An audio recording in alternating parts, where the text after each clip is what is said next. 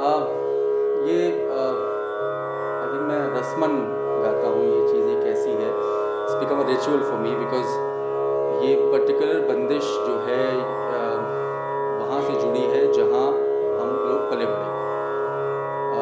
और जिन्होंने ये बंदिश लिखी, जिन्होंने ये गाना लिखा, वो एक सूफ़ी, वही शाह नई मता। सलोन एक जगह है जहाँ हम लोग जहाँ के रहने वाले हैं, मुस्तफ़ाबाद, उसके पास में। और वहाँ पर उनकी मज़ार पे एक रस्म होती थी और अभी भी होती है, जो कि कहलाती है गागर। और वो सर पे गगरियाँ रख करके लोग गुज़रते हैं।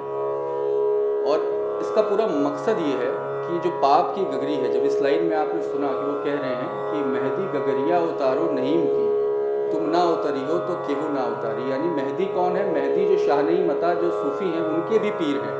उनसे वो कह रहे हैं कि ये जो गगरी है, पाप की भरी गगरी है, ये उतार दो मेरे सर से। तुम नहीं उतारोगे तो और कोई नहीं उतारेगा। और वो रस्म आज तक गागर के नाम से वहाँ होती है, उनकी मज़ार पर।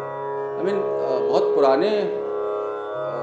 पुरानी बात नहीं है। शाह नई मता मेरे ख्याल में 100 साल पहले थे, हयात थे, और वहाँ उस कस्बे में रहते थे। अक्सर कस्बे से लोगों से मिलने जाया करते थे, ये सब कुछ होता था। हमने तो नहीं ज़ाहिर है, लेकिन हमारे जो बुज़ुर्ग हैं उन लोगों ने उनको देखा है। और एंड आई थिंक मेरे लिए भी बहुत अहम इसलिए भी है क्योंकि जो मेरी इब्तदाई तालीम है, चाहे वो म्यूज़िकलिटी को लेकर के हो या शायरी की, बेसिक शायरी की क्या है, इनकी जो कॉम्पोजिशंस हैं शाह नई मता की, वो कव्वाली की शक्ल में भी गाई जाती हैं, वो इस तरह से भी गाई जाती हैं। मिरासनें उन कॉम्पोजिशंस को गाया करती थी। लोग तहत में पढ़ के भी ये कॉम्पोजिशन सुनाया करते थे। तो ये always part of the folklore जो उस इलाके का है, उनकी लिखी हुई चीज़ें रही हैं। तो आई वुड से मैं और आगे भी शाह नई मता से क्या कनेक्शंस हैं वो और मैं आपको दिखाऊंगा। ये जो ख़ास तौर से ये दूसरी जो कॉम्पोजिशन है और प्लस ये वाली, ये दोनों हमारे यहाँ एक मिरासन आया करती थी, जिनको मैंने बहुत बाद में देखा जब वो बहुत बुढ़ी हो गई थी, असीमुन बुआ के नाम से। और वो ये कॉम्पोजिशन अपने अंदाज में गाती थी, अपनी तरह से गाती थी। जो मेरा इंटरप्रिटेशन है वो बहुत अलग है उनसे, लेकिन फिर भी तो वो मेरा उनके ज़रिए से, यानी शाह नई मता कहाँ से हम तक पहुँच रहे हैं? शाह नई मता पहुँच रहे हैं असीमुन बुआ के ज़रिए से, कि वो मिरासन घर में आकर के गाना गा रही हैं। दूसरी कॉम्पोजिशन इसी अंदाज की है। वो अब उसमें ये है कि रंगाए न दे मुरी लाल चुनरिया, ला इलाह के बूटे टाँके इल्लल्लाह की कनरिया। कैसे?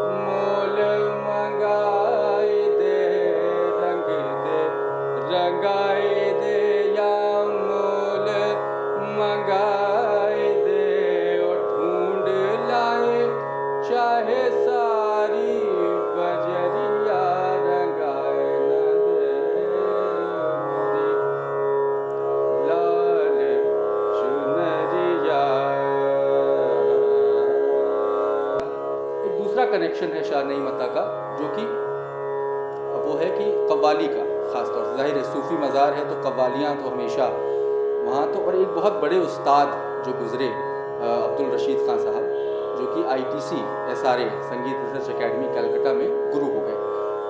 किचलू साहब ने जिन्होंने ITC की शुरुआत की, उन्होंने एक बस चलाई उस वक्त, जिसमें वो आर्टिस्ट ढूंढ रहे थे कि जो लोकल अलग अलग इलाकों में आर्टिस्ट हैं उनको लाया जाए और उनको इंट्रोड्यूस किया जाए।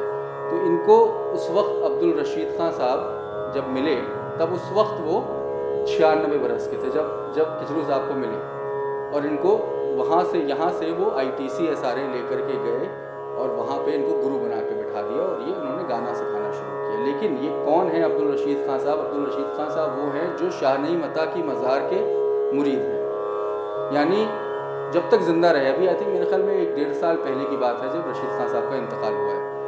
तो जब तक ज़िंदा रहे हर साल शाह नईम अता की मज़ार पे जाते थे और जाके कव्वाली गाते थे, बैठ करके उसी तरह से, जैसे ना सिर्फ वो, अगर आप देखें तो बड़े से बड़े कव्वाल, चाहे वो नुसरत फ़तेह अली ख़ां हों, चाहे वो तमाम लोग जब मज़ारों पर जा कर के जिनके वो मुरीद थे वहाँ जाते थे, तो वैसे ही उसी अंदाज़ में बैठ के गाते थे। ये लोग पैसे रख देते थे, वो भी वो उठा लेते थे ना। वो बड़े आर्टिस्ट हो जाने के बावजूद भी वो तरीक़ा जब मज़ार पर जाते थे तो बाकी था। सो वही अब्दुल रशीद खान साहब के साथ भी हुआ। और अब्दुल रशीद खान साहब ने बाद में ग्वालियर घराने के अंदाज़ का गाना, उन्होंने उसी अंदाज़ से सीखा था गाना, असल में ग्वालियर के अंदाज़ का, ग्वालियर और आगरा का भी उसमें बहुत नज़र आता था अंदाज़ उनका, क्योंकि छोटी छोटी बहुत सारी बंदिशें भी गाते थे। तो उन्होंने वहाँ जा कर के इस तरह की गायकी को सिखाना, ज़ाहिर कव्वाली नहीं सिखा रहे थे, फिर उन्होंने वहाँ जा कर के कव्वाली की बात करनी बंद कर दी। लेकिन जब वो मज़ार पे आते थे तो कव्वाली गाते थे। खैर, तो उनकी कुछ चीज़ें, जैसे मुझे भी याद है, मेरी भी पहली, आई थिंक मेरे ज़िंदगी में जो पहले उस्ताद को मैंने देखा गाते हुए वो अब्दुल रशीद खान साहब थे। क्योंकि ये रायबरेली के रहने वाले थे, और रायबरेली में अक्सर वो वाया प्रतापगढ़, जहाँ मैं पला बड़ा, वहाँ होकर के जाते थे। तो हमारी वहाँ जो गुरु थी शिवानी मातन हेलिया, जिनसे मैंने इनिशियली बिल्कुल गाना सीखना शुरू किया, उनके यहाँ ये अक्सर आया करते थे, क्योंकि ये वो खुद उनको बहुत मानती थी, और ये आकर के वहाँ उनके यहाँ कभी कभी बैठकें किया करते थे। तो पहली बार I think I was in class 8 और class 9 when I saw a guru for the first time, कि उस्ताद क्या होता है। उनका गाना सुना, और मुझे वो जो बंदिशें उन्होंने उस महफिल में गाई समहाउ जहन में रह गई, और फिर उनको रिकॉर्ड भी किया था, तो बहुत बार सुना उसके बाद, क्योंकि और तो कुछ एक्सपोजर था नहीं। That was the first exposure which I got off उस्ताद। तो इतनी बार सुना कि वो बंदिशें याद हो गई कहीं ना कहीं। सो बट लेकिन I will sing him his composition because of the connection also, जो शाह नईम अता के साथ उनका कनेक्शन है, कि वो वहाँ जाते थे। लेकिन और फिर उसके बाद जो उनका एक दूसरा हिस्सा है, जहाँ वो एक उस्ताद की तरह गाना सिखा रहे हैं सारे में बैठ कर के, तो वो क्या चीज़ें, किस तरह की चीज़ें गा रहे हैं। तो उसमें से 1-2 चीज़ें मैं अब्दुल रशीद खान साहब की आपके सामने पेश करूँगा। दैया मुझको का कहेंगे लोगवां, दैया मुझको का कहेंगे लोगवां, दैया मुझको का कहेंगे लोगवां, दैया मुझको का कहेंगे लोगवां, हूँ तो न जानू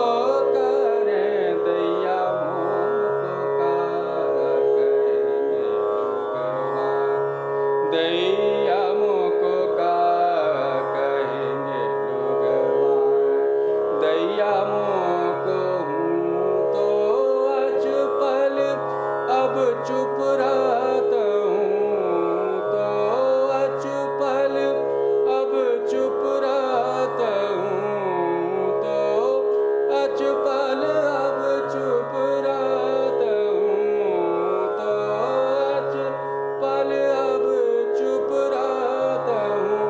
बोलत नाही ना उनके आगे, ऐसी सास ननद देवरनिया से कौन लड़ाई लड़े, दैया मोको का कहेंगे लोगवा, दैया मोको हूँ तो अचपल, अब चुप रहता हूँ तो अचपल, अब चुप रहता हूँ।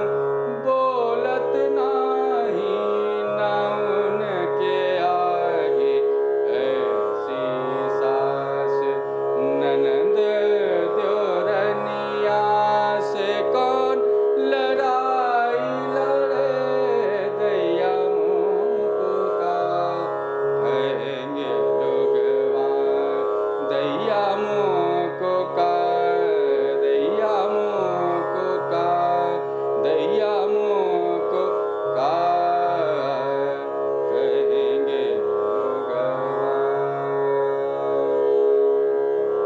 ये एक बिहार की उनकी बंदिश है, उन्हीं की खुद की बनाई हुई, बिकॉज वो बंदिश बनाते भी थे, बंदिश कहते भी थे।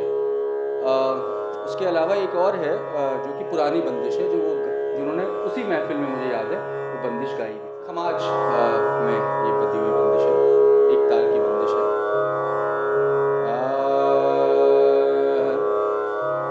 अरे देखो देखो आज शाम, देखो देखो आज शाम, देखो देखो आज शाम, देखो देखो आज शाम, देखो देखो आज शाम, देखो देखो आज शाम, देखो देखो आज शाम, पनिया भरन मोहे ना दे, बतियाँ कहत न माने लजन मरुहाए, रामा देखो देखो आज शाम, देखो देखो आज शाम, पनिया भरन मोहे ना दे, बदियाँ कहत न माने लजन मरुआए, रामा देखो देखो आज शाम, देखो देखो आज शाम, पनिया भरन मोहे ना दे, बतियाँ कहत न माने लजन मरुआए, रामा देखो देखो आज शाम, देखो देखो आज शाम, लपट झपट गगरी फोरी, लपट झपट गगरी फोरी, लपट झपट गगरी फोरी, सगरी मोरी चूड़ियाँ तोड़ी, सगरी मोरी चूड़ियाँ तोड़ी, रसन गैल रोको ठाड़ो, रसन गैल रोको ठाड़ो, विनती करत मैं वाके बयान बरुआए, रामा देखो देखो आज शाम, देखो देखो आज शाम, देखो देखो आज शाम, लपट झपट गगरी फोरी, लपट झपट, लपट झपट गगरी फोरी, लपट झपट, लपट झपट, लपट झपट गगरी फोरी, सगरी मोरी चूड़ियाँ तोड़ी, रसन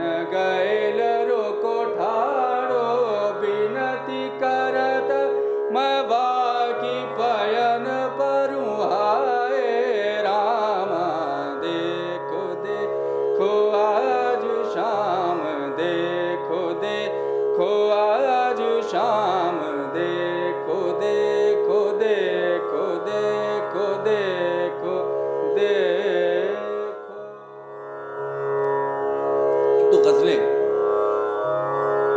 सुनाता हूँ।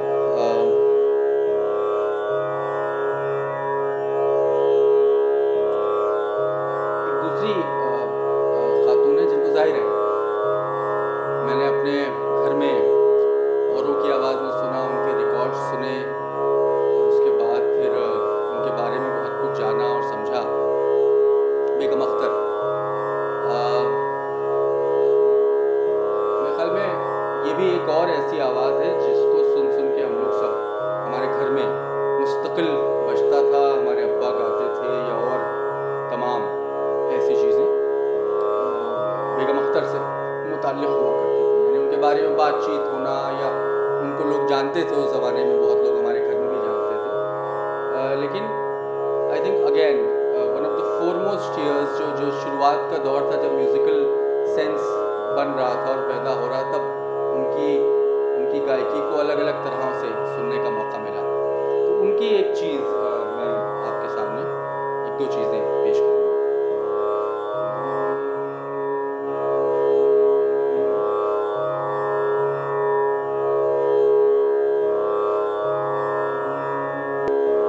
मशहूर उनकी जो गज़ल है मीर तकी मीर की गज़ल जो है, उल्टी हो गई सब तकदीरें कुछ न दवा ने काम किया।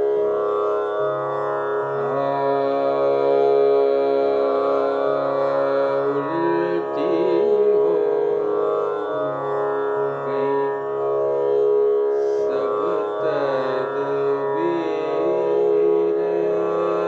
कुछ ना दवा ने काम किया। उल्टी हो गई सब तदबीरें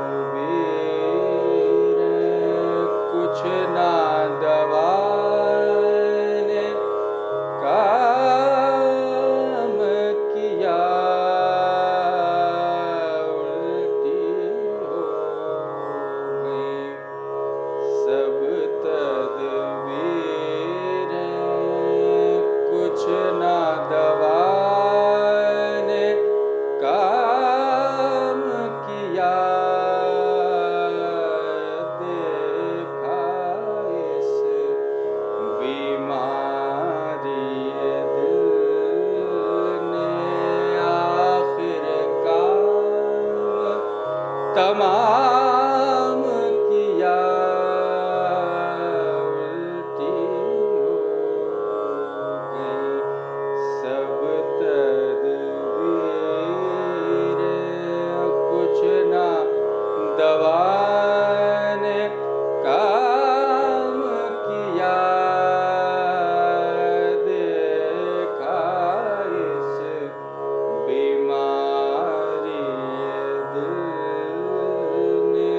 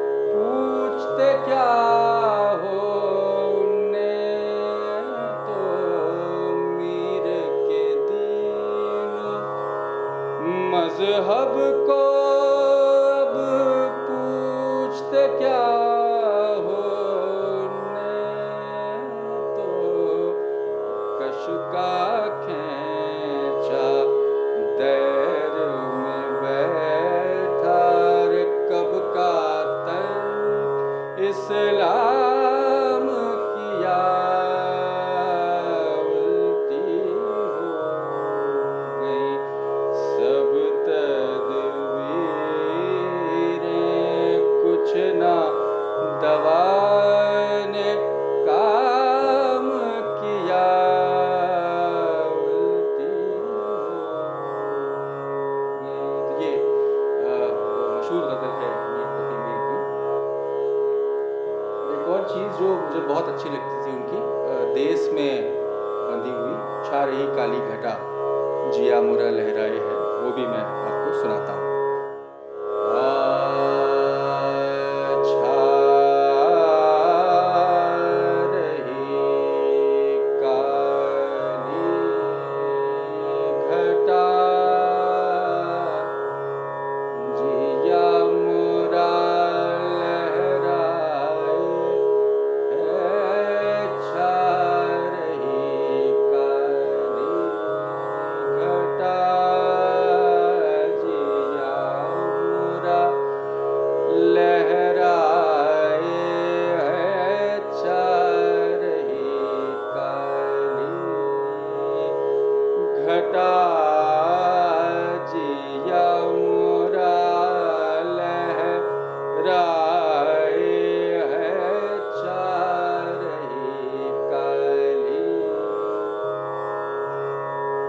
आए सुनरी कोयल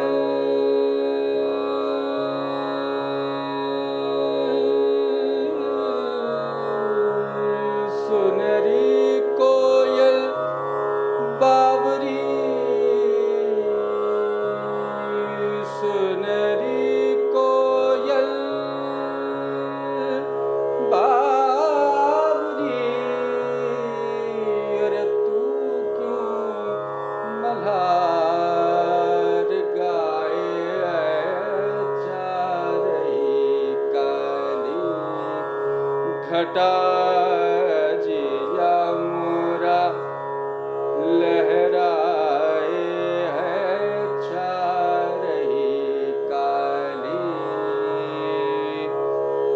आए काले बादल घिर रहे,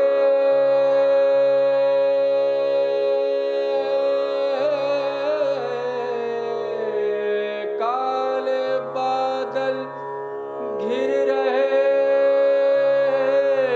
लहराए है मोरा जिया। काले बादल घिर रहे, लहराए मोरा जिया। मैं अकेली सेज पर क्यों कर गुजारूं ऐ पिया,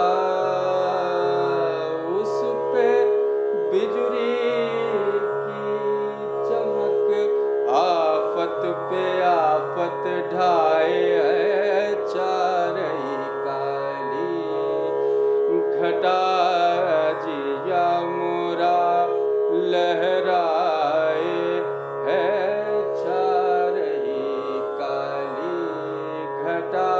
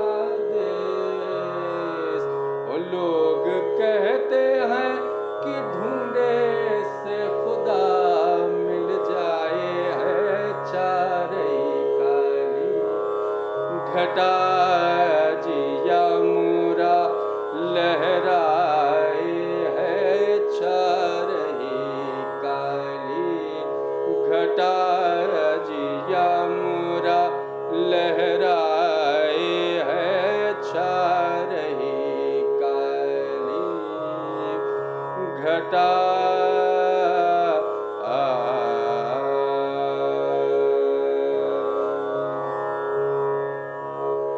शुक्रिया।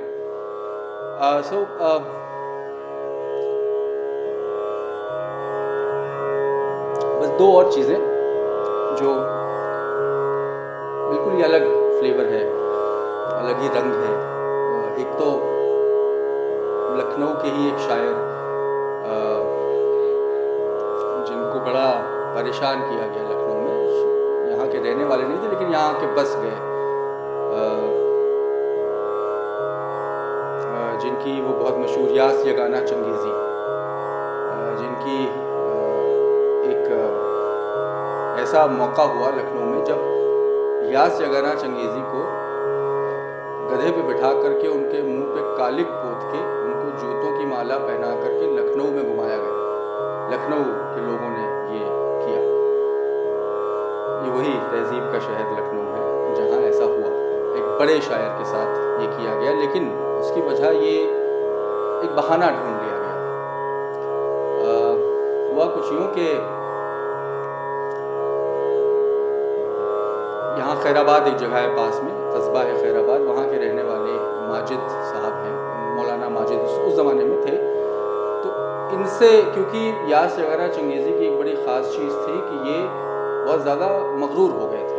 एक चीज़ उनके साथ हुई थी कि बहुत ज़्यादा, मतलब वो हर किसी को रिजेक्ट करना, किसी को अपने सामने कुछ ना समझना, और यास यगाना चंगेज़ी को गालिब शिकन तक कहा गया कि वो गालिब तक को अपने सामने बहुत समझते थे कि वही कि ठीक है, मैं अगर गालिब है तो मैं भी हूँ।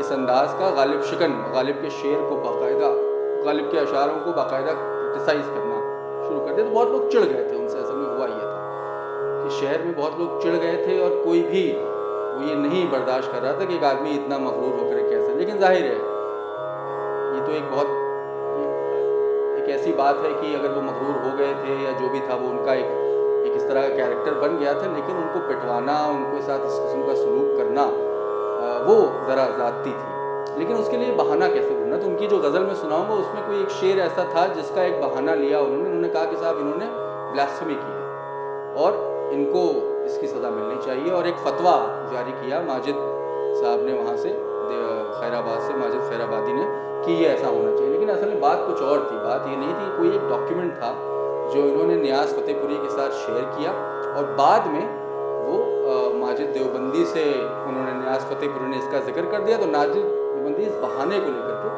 बेसिकली उड़ चले। तो उन्होंने ये किया कि भाई अब ये मौका अच्छा है कि इस बहाने इनके ऊपर इनको बदनाम किया जा सकता है, इनको पीटा जा सकता है, जो भी इनके साथ हरकतें की जा सकती हैं। तो ये हुआ यास यगाना चंगेज़ी के साथ शहर में। बाद में फिर ये उनकी जो ज़िंदगी में है कि वो बहुत ज़्यादा डिप्रेशन में बेहद चले गए, और फिर धीरे धीरे करके ही passed away Yas Yagana Changezi, because that incident he couldn't ever recover from what happened to him here.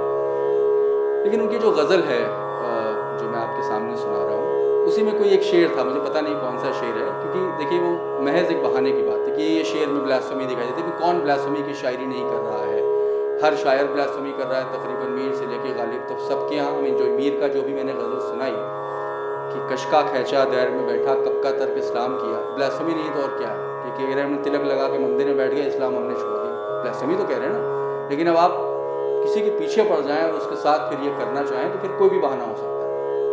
खैर, so now I will sing a ghazal by Yas Yagana Changezi. बहुत ही अलग, मैंने एक फिल्म थी दास्तान हज़ार रंग के नाम से, डीडी उर्दू पे आई थी, तो मैं एक जानने वाले थे ज़ुबी आमिर साहब, उन्होंने बनाई थी, तो उसके लिए हमने बहुत साल पहले गाई थी ये गज़ल। सो आई विल सुनाता हूँ। बोल है कृष्ण का हूँ पुजारी, अली का बंदा हूँ, यगाना शान खुदा देख कर रहा न गया।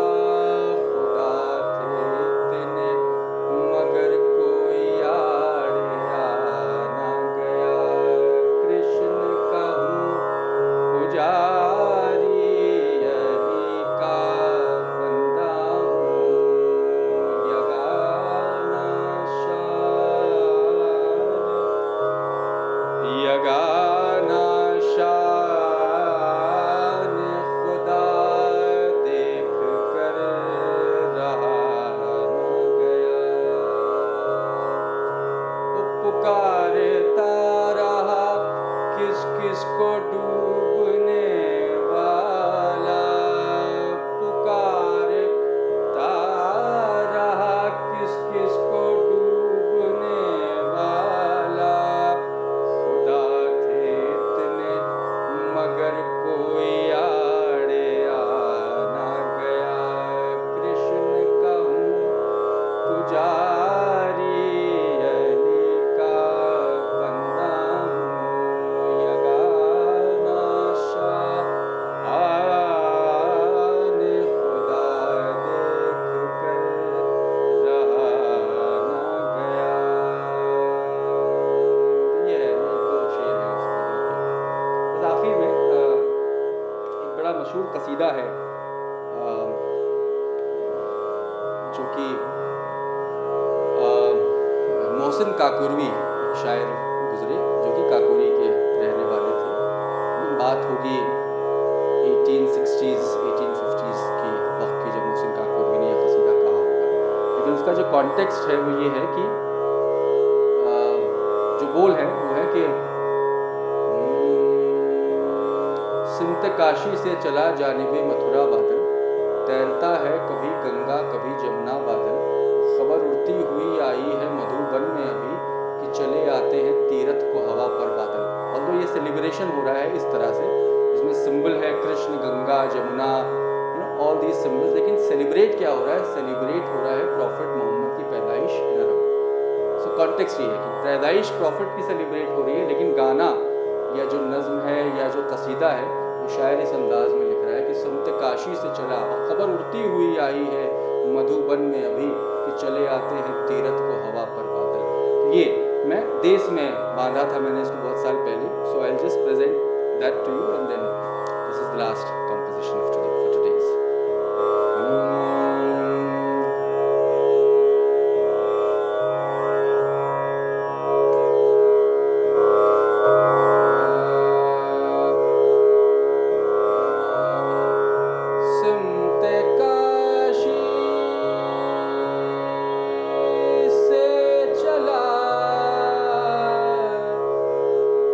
जानिब मथुरा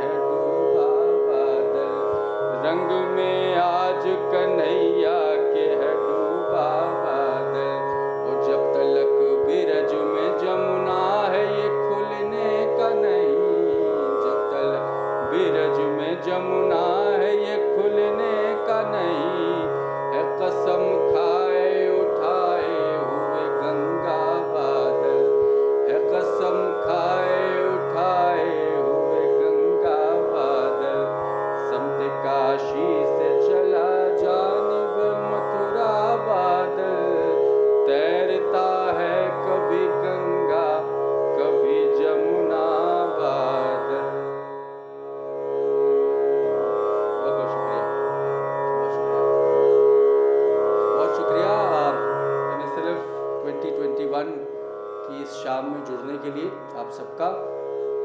और ज़ाहिर है इस दफ़ा फेस्टिवल जो महिंद्रा सनत कदा लखनऊ फेस्टिवल है वो एक्चुअल नहीं है, फिज़िकल नहीं है, लेकिन ऑनलाइन है। और एक क्राफ्ट बाज़ार भी है जो कि साथ साथ चलेगी। 1 फरवरी से 12 फरवरी तक महिंद्रा सनत कदा लखनऊ फेस्टिवल 2021 की क्राफ्ट बाज़ार होगी। और उस दौरान आप बहुत सारे और इवेंट्स भी देखेंगे जिसमें टॉक्स होंगे, जिसमें परफॉर्मेंसेस होंगे। सो इंतज़ार रहेगा आप सबका फिर से 1 फरवरी से 12 फरवरी तक फॉर द फेस्टिवल।